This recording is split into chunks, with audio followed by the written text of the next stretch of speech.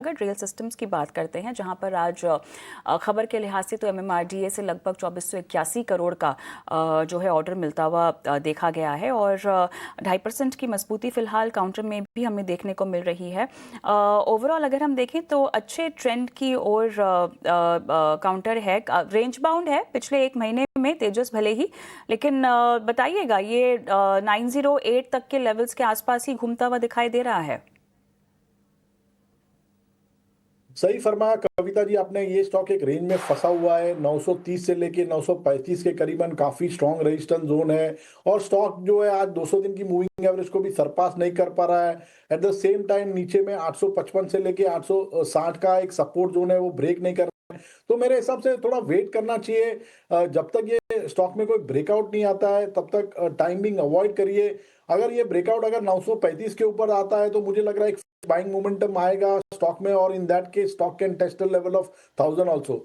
तो right now अभी avoid करिए, wait for a breakout about 935। 935 के ऊपर के ब्रेकआउट का इंतजार करें, फिलहाल अवॉइड करने की सलाह है, लेकिन अगर ब्रेकआउट अचीव हो जाता है तो उसके बाद 1000 या उसके पार भी जाने की क्षमता है टेक्निकली काउंटर में, तो फिलहाल थोड़ा सा अवॉइड कीजिए, ब्रेकआउट लेवल का इंतजार करें।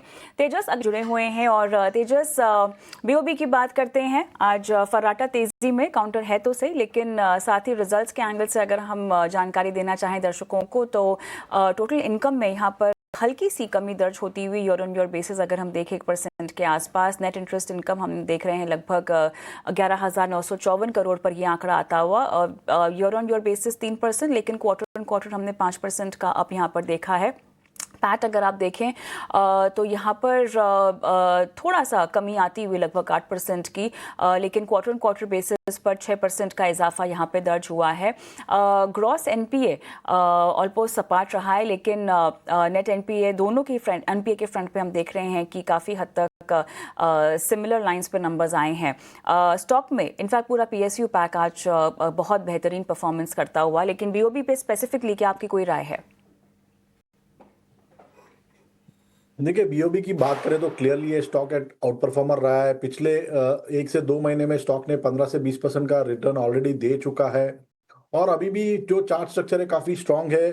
फ्रेश बाइंग रिकमेंडेशन है नहीं क्योंकि स्टॉक थोड़ा सा ओवरबॉट में है, लेकिन किसी के पास पोजीशन है तो होल्ड कर सकते हैं with stop loss below 281। Immediate basis पे मुझे लग रहा है स्टॉक ये 300 तक जा सकता है, जो इसका previous all time high level है जो जून 2024 में हुआ है। वहां पे फिर से एक बार रिव्यू लेना पड़ेगा।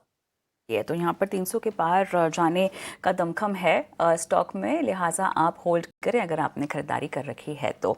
एनसीसी की बात करते हैं, ये एक और न्यूज़ मेकर काउंटर है और